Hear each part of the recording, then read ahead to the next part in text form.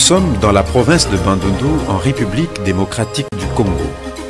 Le pays est beau, mais les routes, comme nous pouvons le constater, ne sont pas fameuses.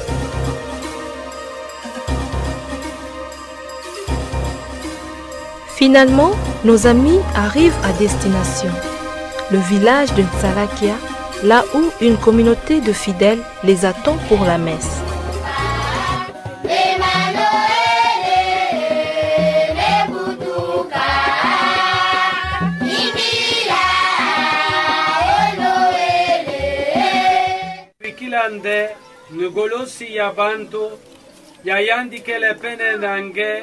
Fomo betoke bondi lange Sambula makabuyai Kolomusa na yom pevenange Yo kitu kila beto Nitu timenga Ya Yesu Christo.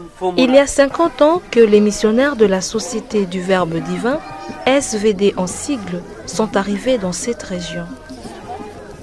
Leur objectif était celui d'évangéliser une population disséminée dans des centaines de villages cachés dans la savane.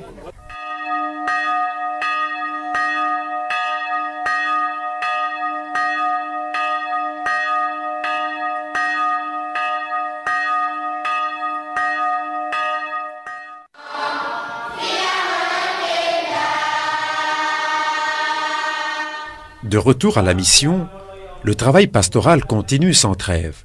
La catéchèse, l'encadrement des écoliers et la formation des laïcs.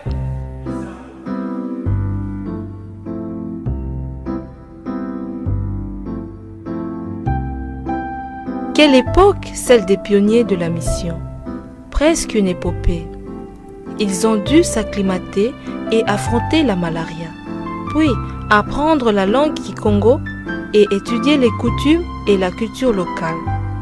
Tout cela demandait un grand détachement de soi et une générosité à toute épreuve.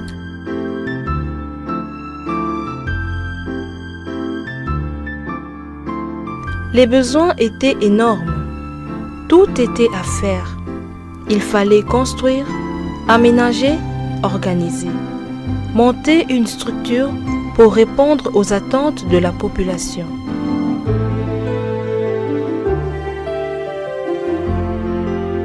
Sous l'impulsion des SVD, l'enseignement s'est développé rapidement. Les écoles primaires se sont multipliées, puis les écoles de moniteurs et les écoles professionnelles se sont ajoutées. Finalement, comme couronne, le collège Saint-Paul de Bandundu a permis aux jeunes d'obtenir un diplôme de cycle secondaire. Le nombre de catholiques grandit rapidement. Le territoire devient ainsi préfecture apostolique en 1957 et diocèse en 1963. Le père François Henan a été sacré premier évêque de Kenge. Cette époque a été donc marquée par la fondation de nombreuses missions et aussi par un premier essai de formation SVD dont le père Gaspard Modisso, ordonné en 1968, a été le premier fruit. Malheureusement, quelques années plus tard, la nationalisation de l'enseignement a porté un coup néfaste à l'Église. Les cours de religion étaient interdits et la catéchèse devait se donner en dehors de l'école.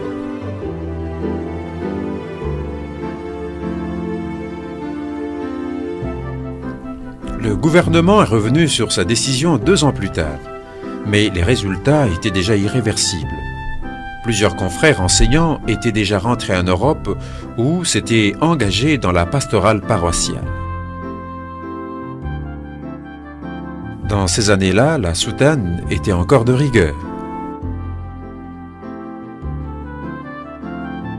Il a fallu une dizaine d'années pour que la SVD récupère son élan initial. Au-delà des cieux orageux, les SVD sont restés déterminés à accomplir leurs tâches missionnaires avec la certitude que le Seigneur est le seul maître de l'histoire.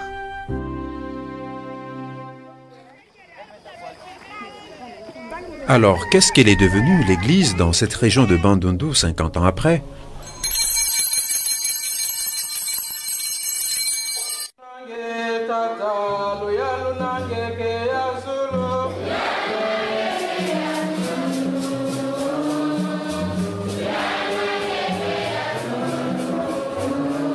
quelques pionniers sont toujours là, à l'œuvre, soutenus et accompagnés par de nouveaux missionnaires avec les mêmes objectifs.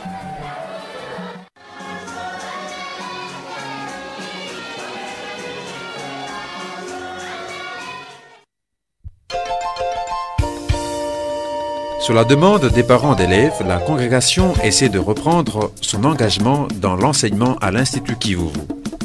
Un véritable défi à relever car l'État est à présent démissionnaire de ses responsabilités et le niveau scolaire a fort baissé dans ces années de troubles politiques.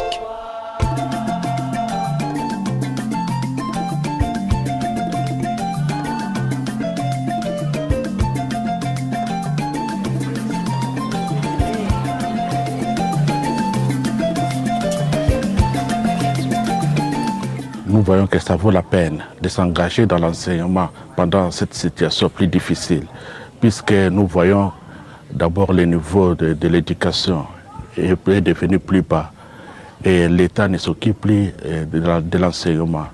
Et les professeurs qui s'occupaient de l'enseignement, maintenant ils sont découragés. Et on doit faire quelque chose en tant que missionnaire. Nous avons vu que nos aînés qui sont arrivés ici, les premiers missionnaires, ils ont conçu cette idée-là d'avoir une école, le collège Saint-Paul. Pour le moment, nous sommes pendant le temps de l'observation. Nous sommes 5 confrères, le père Ben, le père Fali, le père David, le frère Damien et moi-même. Nous travaillons ici en collaboration avec les laïcs, en train d'observer l'école. On nous a confié une partie de la direction. Nous verrons ce qui va se passer. Mais jusque-là, selon les premières impressions, ça va déjà, nous voyons que ça vaut de la peine de s'engager dans l'enseignement. Nos espoirs d'abord, c'est d'encadrer les enfants et pour qu'ils deviennent un jour les adultes considérés dans la société. Si nous regardons notre société aujourd'hui, il y a la corruption, il y a des mots qu'on ne peut même pas compter. Pour ça, nous voulons que les jeunes que nous formons, les élèves que nous formons, un jour qu'ils répondent aux besoins de la société. C'est ça notre objectif.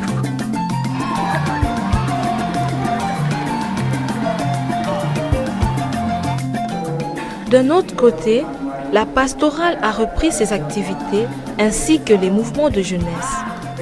Des jeunes missionnaires SVD apportent leur courage et dynamisme. Alors, suivant l'inspiration de leur fondateur Arnold Janssen, ces missionnaires préparent des jeunes candidats congolais à la mission universelle.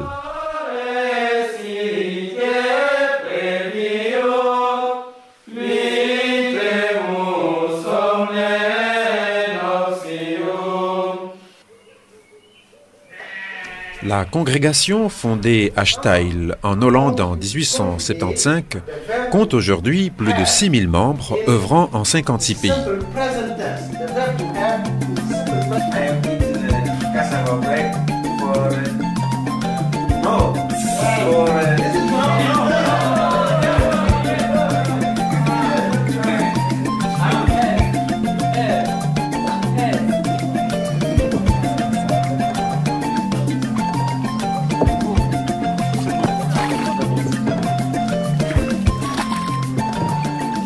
Continuons notre périple. Nous arrivons à Ngondi, au sud du diocèse, là où la congrégation déploie plusieurs projets de développement.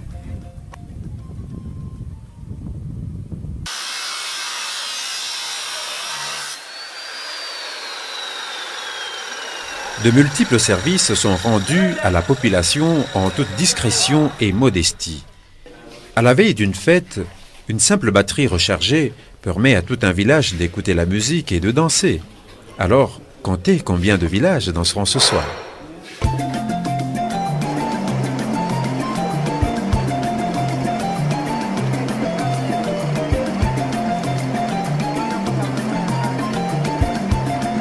On ne chôme pas à Ngondi. Chacun se fait utile.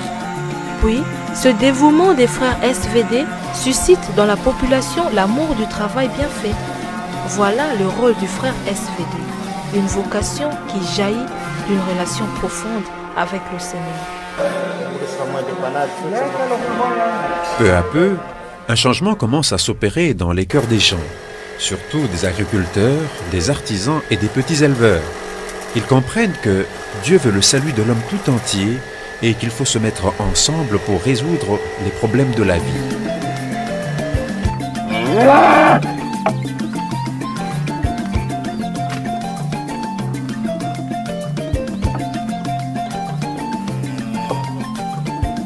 En tant que frère SVD, la mission que j'ai, c'est d'abord une mission d'évangélisation, au même titre que le Père, au même titre que d'autres agents d'évangélisation. Mais peut-être je pourrais spécifier en quoi, d'une façon particulière, en tant que frère, comment je peux proclamer cet évangile. Donc, chez moi, je comprends cette évangélisation d'abord dans l'aspect du développement. Donc, à travers le monde du travail, j'annonce d'une façon ou d'une autre l'évangile de Jésus-Christ. Donc, c'est là ma mission. Et surtout dans l'Afrique d'aujourd'hui, il y a tellement tant de défis. Et je suis appelé à répondre ou à donner certaines réponses aux défis que nous lance la société actuelle. Il y a par exemple les défis liés à l'environnement, à la destruction de l'environnement. Avec ma formation, donc il y a de quoi amener les gens à protéger l'environnement. Les défis liés à la pauvreté, il y a de quoi amener les gens dans le monde du travail. Les défis liés par exemple au sida, il y a de quoi animer les gens sur ça. Et tout ça, ça entre dans le monde du développement. Il y a la mondialisation avec l'économie, tout ça. Je pense que nous avons un grand rôle à jouer au sein de la société actuelle et surtout en Afrique.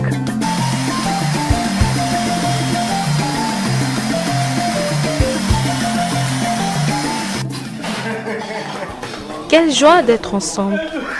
Ces communautés internationales témoignent du dépassement des divisions et de la fraternité universelle.